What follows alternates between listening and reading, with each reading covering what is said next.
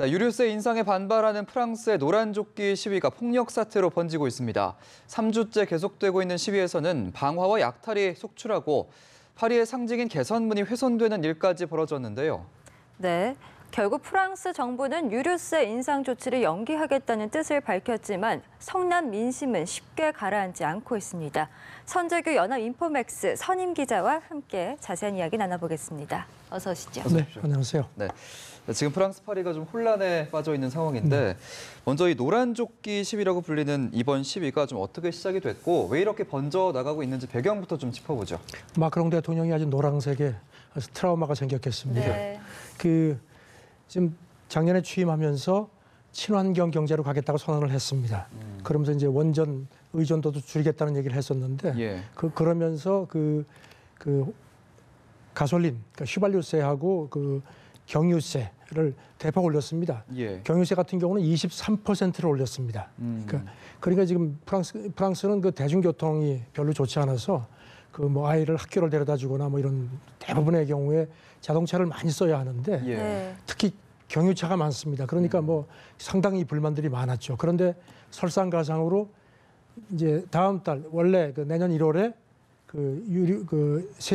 기름세를 더 올리겠다고 지금 선언을 한 겁니다. 아하. 그러니까 이제 마침내 중산층이 폭발을 한 겁니다. 예. 그래서 이제 자발적으로 SNS를 통해서 이제 만나기 시작해서 이제 시위가 벌어졌는데 아까 말씀하신 것처럼 조금 폭발적인 좀 폭력적인 양상으로 가고는 있습니다. 예, 그렇군요. 네, 정말 말씀하셨다시피 시위 규모가 점점 커지면서 폭력 네. 사태로까지 치닫고 있는데 지금 사망자가 발생한 데 이어서 프랑스를 넘어서 이웃 국가인 이 벨기에로까지 시위가 확산되고 있다고요? 네, 벨기에도 지금 그 비슷한 양상의 그 중산층들이 폭발을 해서 아시다시피 브뤼셀은 그 물가가 엄청나게 비싸서 네. 그동안에 불만이 많았는데 이제 프랑스에서 이런 게 터지니까 벨기에에서도 비슷한 양상의 이런 그 시위가 지금 촉발이 돼서 이제 벨기에 정부도 지금 상당히 난감한 상황이 됐습니다. 네. 지금 이렇게 사태가 심각해지면서 마크롱 대통령이 이제 한 발 물러섰다고 하는데요.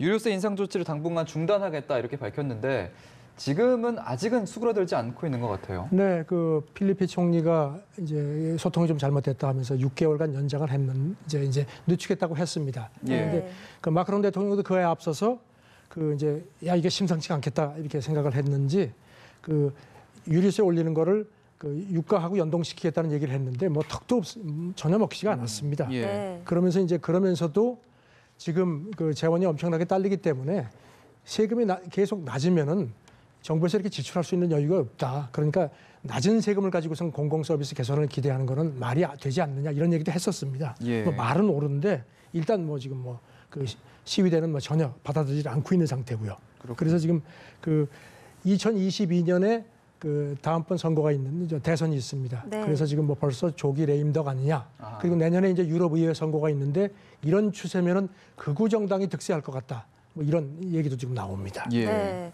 이와 관련해서 또 프랑스 정부에서는 이번 시위가 이제 극우 극좌 세력이 부추기고 있다 이렇게 주장을 하고 있습니다. 하지만 이 노란조끼 시위대가 대다수 정치 세력과는 좀 거리가 먼 일반 국민들이 많이 지지를 하고 있다고 제가 들었거든요. 네. 그래서 그만큼 좀 프랑스 국민들이 어떻게 보면 이번 시위에 좀 어느 정도 지지를 하고 있는 모습이 아닌가. 네, 그러니까 폭력 양상으로 가는 데 대한 비판은 있습니다. 그렇지만 가장 최근 조사를 해보니까 그래도 한 70% 이상이 기본적으로 지지한다는 입장이고 네. 90%가량이 정부 대응이 신통치가 않다는 비판이 많습니다. 예. 그리고 이제 특히 문제는 지금 이 이른바 잊혀진 중산층이라는 부분에 대한 얘기들이 많이 나옵니다.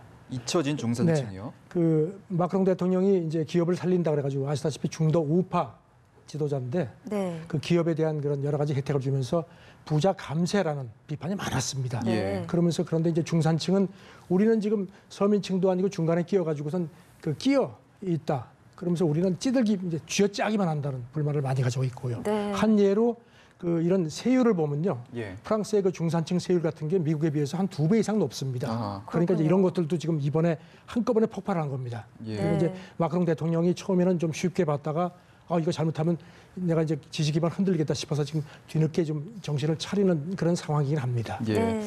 잊혀진 중산층의 분노가 표출이 됐고 이게 시위로 격화가 됐고 또 이게 폭력 사태로까지 번졌는데 지금 프랑스의 상징물들 개선문이 훼손되기도 하고요. 이런 문제는 좀 프랑스 국민들 입장으로서 좀 안타까울 것 같아요. 사실 프랑스는 그 시위를 하면 노조가 주도를 쭉 하는 경우가 많았습니다. 예. 그런데 이번에는 그런 게 아니고 자발적으로 SNS를 통해서 이제 그야말로 그냥 평범한 시민들이 모여서 시위를 한 건데 예.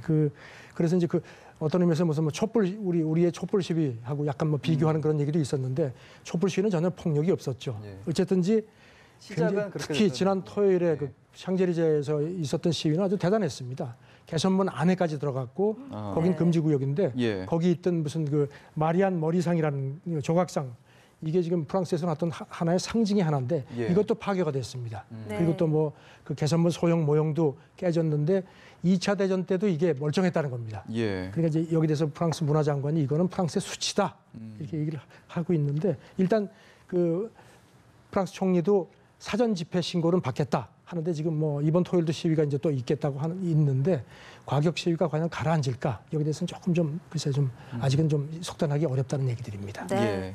또 이런 가운데 마크롱 대통령 아무래도 입지가 좀 흔들리다 보니까 네. 원전 폐쇄 목표 시기를 10년 늦추겠다고 밝혔습니다. 그동안 좀 야심차게 이 탈원전 정책을 추진해왔잖아요. 속도 조절에 나서는 모습인 거죠. 지금 원전 의존도가 한 75% 정도 되는 걸로 분석이 되는데요. 예. 이거를 이제 50%로 낮추겠다고 했습니다. 네. 그러면서 그랬는데 이제 이렇게 좀 뭐 여러 가지 반발이 나와서 그런지 그 낮추는 기한을 10년 연장한다. 그래서 2035년까지 낮추겠다고 이렇게 연장을 좀 늦췄습니다. 그 대신 이제 그 사이에 풍력이라든가 태양광 발전을 대폭 늘리겠다고 하는 건데, 예. 그러니까 유류세 인상도 이제 이거하고 연계된 겁니다. 네. 그러니까 원전 의존도를 낮추니까 아무래도 그 재원이 딸리죠. 그러니까 이제 그 유류세를 올리겠다는 건데 지금 이렇게 반발이 거세니까 지금 뭐 원전 정책이 어떻게 되는지 이제 많이들 보고 있는데 일단 그래도 독일처럼 원전 제로는 가지 않겠다는 입장은 계속 견지를 하고 있습니다. 알겠습니다. 오늘은 프랑스의 노란조끼 시위에 관한 얘기 나눠봤습니다. 선재규 연합 인포맥스 선임 기자였습니다. 고맙습니다. 네, 감사합니다.